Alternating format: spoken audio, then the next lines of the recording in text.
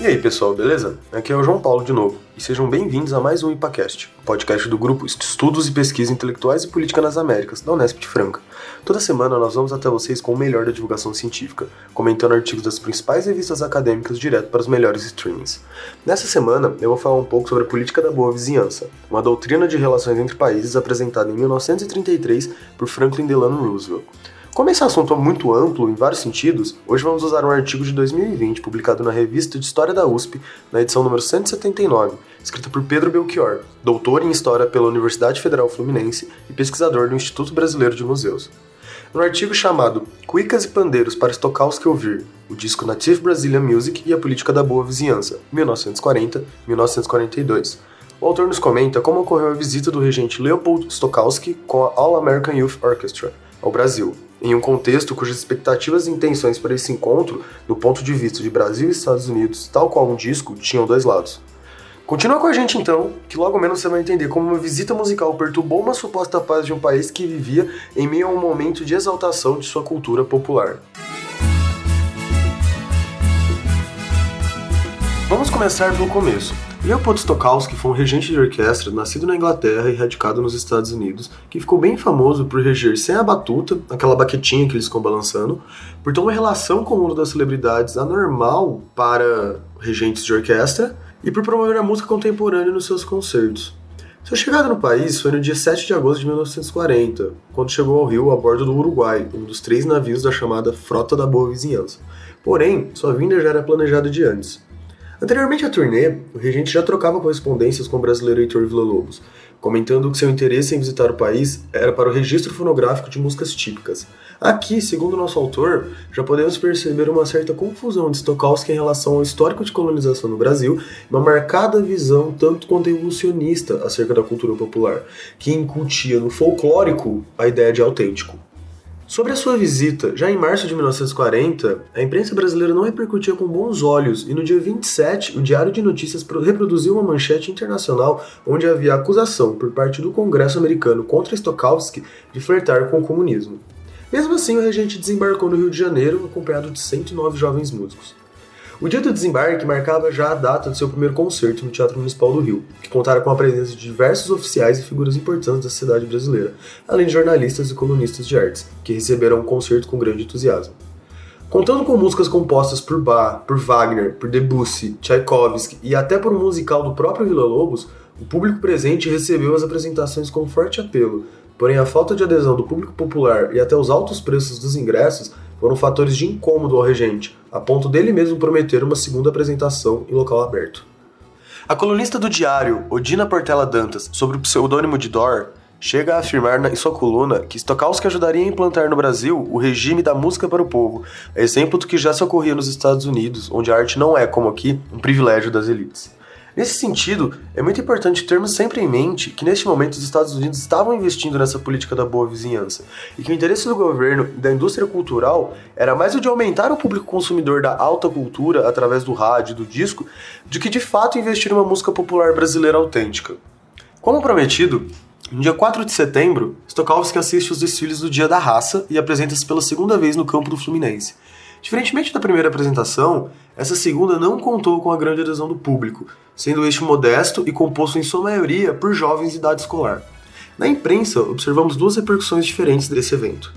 Do ponto de vista estrangeiro, Lisa Papercon, representante do New York Times no Brasil, disse que o regente demonstrou ressentimento pela pouca adesão do público, principalmente por este, segundo a jornalista, ter sido o primeiro evento do tipo no Rio. Já a imprensa brasileira, por sua vez, ressaltou um suposto entusiasmo do regente, principalmente devido ao evento de cunho patriótico, que aconteceu antes. Bom, dito isso, agora vamos virar o nosso foco para a produção do disco Native Brazilian Music e como tudo que se deu a bordo do navio Uruguai. O projeto inicial de gravação de uma música típica, entre aspas, brasileira, começou muito antes da chegada propriamente dita de Stokowski, através de cartas trocadas com Villa-Lobos.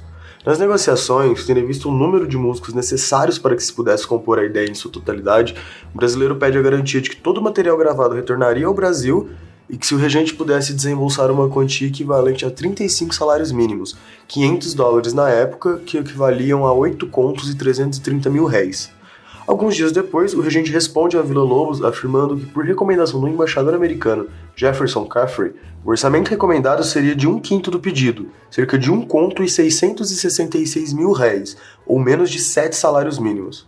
Além disso, na sua resposta, Stokowski, ainda seguindo a orientação de Caffrey, diz ter interesse em gravar música brasileira de origem africana e música dos índios brasileiros, desde o século XVI até os dias atuais, o que nos reforça a ideia de um caráter político-diplomático desses eventos musicais. Mesmo com a grana curta, Villa Lobos deu continuidade no processo de organização do evento, deliberando que Donga, Cartola e Zé Espinguela, grandes representantes da música popular naquele momento, fossem os responsáveis por selecionar os grupos e músicos que participariam da gravação. Na madrugada do dia 6 para 7 de agosto, o convés do navio foi dominado por músicos do Rio e seus diversos instrumentos. Alguns, inclusive, por efeito de fake news espalhadas pelo Globo, foram até vestidos de fantasias carnavalescas, acreditando também que haveria filmagens no evento.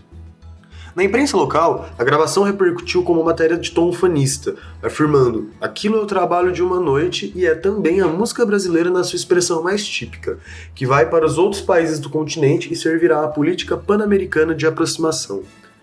Embora de tom bem ufanista, essa matéria intitulada Música do Morro para Stokowski ouvir não escondeu um espanto preconceituoso para com os populares ocupando um espaço que, segundo eles, era destinado a viajantes ilustres e das mais altas classes.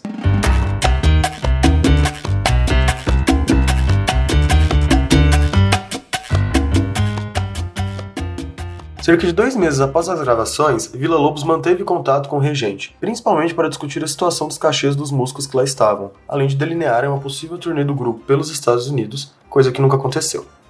Mesmo sendo o próprio Villa Lobos quem assinava as cartas para Stokowski, o mesmo não ocorria no sentido oposto, sendo as cartas recebidas por Villa Lobos assinadas por Michael Mayberg, produtor da Columbia Records, responsável pelas gravações. Em carta de janeiro de 1941, o produtor novamente responde a Villa Lobos, reafirmando não haver interesse por parte deles em renegociar o cachê, e que todo o problema que havia ocorrido seria de responsabilidade dos próprios músicos que assinaram o documento referente aos artistas, e que esse erro seria corrigido com o envio de novos formulários. No ano seguinte, o disco é lançado nos Estados Unidos, sob o título já mencionado, com notas na contracapa que celebravam, em meio ao espírito do pan-americanismo, as gravações do autêntico e do nativo. Citando nosso autor, a maioria dos músicos que lá estiveram morreram sem nunca terem ouvido as gravações, poucos foram pagos por elas. Além disso, é importante observarmos que as condições de gravações não eram as ideais. O engenheiro de som presente, por ser americano, tinha pouco conhecimento dos instrumentos brasileiros e de seus processos de captação de som. Além disso, o grande número de gravações por sessão, cerca de mais de 40, indicavam que a qualidade em si da gravação não era o foco principal, que nos mostra o interesse particular do governo americano em termos políticos relativos ao Brasil.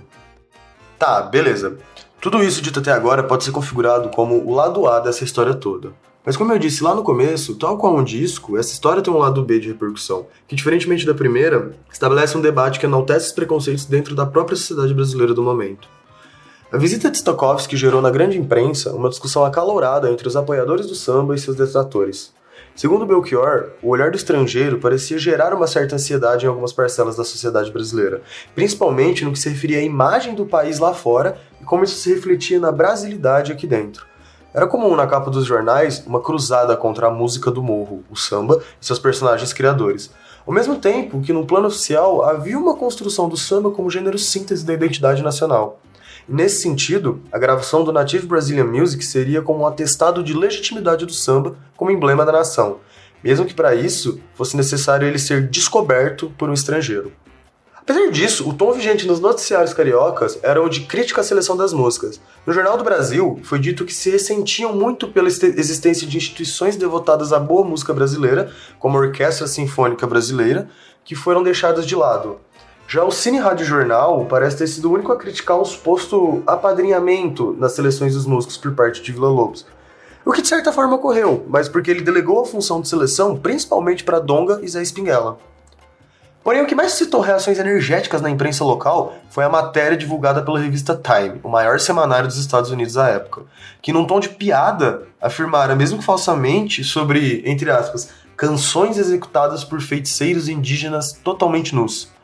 Mesmo claramente falsa essa afirmação, os cantos ameríndios foram entoados por 4 professores do Orfeão Villa Lobos, O tom do texto, somado aos recortes fora de contexto aos quais foi submetido, mexera com o brio da imprensa carioca, que deixou nossas elites aborrecidas com o país no momento em que o Brasil ainda praticava uma política equidistante na relação com a Alemanha nazista e os Estados Unidos. Dentro de tudo isso, vale a pena destacar um artigo escrito por Osório Borba no O Jornal, intitulado Narciso Desconfiado, onde diz: "Não há certamente nenhum povo na terra que viva tão atento quanto o nosso ao que dele se diz no exterior. Vivemos de orelha em pé à escuta do que possa falar de nós o forasteiro, de olho vivo catando o nome do Brasil na imprensa de outros países, com o coração alerta para o reconhecimento e um resmungo ou um palavrão patriótico na ponta da língua para qualquer erro de fato ou incompreensão ou ignorância do estrangeiro.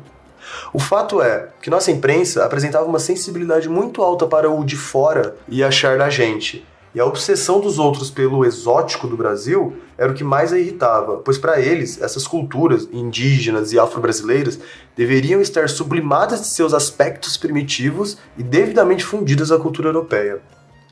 A visita de Stokowski ao Brasil, no âmbito da aproximação cultural entre os dois países, nos revela uma das dimensões dessa política de boa vizinhança, que de certa forma funcionou na contramão do discurso oficial de unidade continental, acabando por atenuar as diferenças sociais, culturais e políticas entre os dois países. Em vez de valorizar o típico da cultura afro-brasileira como planejado, a visita do regente inglês serviu mais para aumentar as contradições e velhas birras das elites culturais brasileiras que estavam envolvidas com a difusão de um Brasil civilizado, culto e branco no exterior. E por hoje era isso. Se vocês gostaram do conteúdo, não se esqueçam de compartilhar e comentar em nossas redes. Estamos no Twitter, Instagram e Facebook. É só procurar por IPA Unesp que vocês nos acham. Caso esteja ouvindo no Spotify, não deixe de nos seguir. Lembrando que somos um grupo de pesquisa da Universidade Estadual Paulista, a Unesp de Franca. É a universidade pública contribuindo para levar conhecimento científico e informações com qualidade de maneira gratuita. Então é isso, até semana que vem, é nóis!